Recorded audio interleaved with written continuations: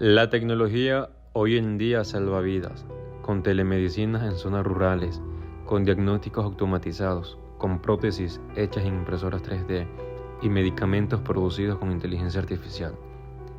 Pero aún así hay millones de personas sin acceso a servicios básicos de salud, porque la infraestructura no llega, porque la inversión no es equitativa.